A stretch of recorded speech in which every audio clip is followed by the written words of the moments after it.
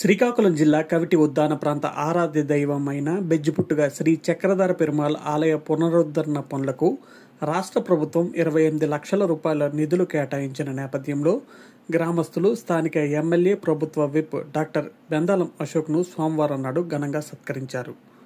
వివరాల్లోకి వెళ్తే, బెజ్జిపుట్టు గ్రామంలో వెలసిన పురాతన వైష్ణవ క్షేత్రం శ్రీ చక్రధర పెరుమాళ్ ఆలయ వైభవం గురించి అందరికీ తెలిసిన విషయమే.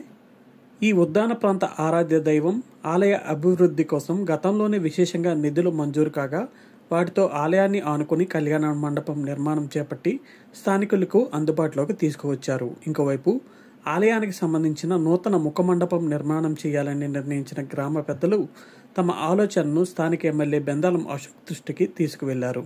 ఆయన నేరుగా దేవాదాయ శాఖ మంత్రిని సంప్రదించి ఇందుకు సంబంధించి నిధులు మంజూరు అయ్యేలా కృషి చేశారు. తాజాగా నిధులు మంజూరుకు సంబంధించి ఉత్తర్వులు వెలువడిన నేపథ్యంలో గ్రామస్తులు హర్షం వ్యక్తం చేశారు. ఈ మేరకు సోమవారం నాడు ఎమ్మెల్యే ప్రభుత్వ విప్ బెందాలం అశోక్ను కలిసి ధన్యవాదాలు తెలిపారు. గ్రామ పెద్దలంతా కలిసి ఘనంగా సత్కరించి భవిష్యత్తులో కూడా ఇదే తోడ్పాటును కాంక్షించారు.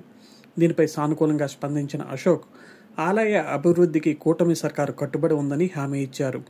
ఎమ్మెల్యేను కలిసిన వారిలో ఆలయ అనువంశిక ధర్మకర్త పొందల కృష్ణారావు, గ్రామ పెద్దలు గొండ్యాల రామమూర్తి, బార్ల జగన్నాథం, బొడ్డ మోహన్ రావు, బొర్ర నరసింహమూర్తి, బార్ల ధనుంజయం, పూడి వెంకటేశం, పొందల ధనుంజయరావు, పొందల జానకిరామయ్య, రుంగు సత్యం, పిరియా శాంతం, ఆలయ అర్చకులు గార రాజస్వామి, బాలక రాజేస్వామి, శ్రీ చక్రధర యువజన సంఘం అధ్యక్షులు పొందల మురళి, గ్రామ యువత ప్రదీప్, శ్రీనివాస్, శంకర్, చాణక్య, సర్వేశం తదితరులు పాల్గొన్నారు.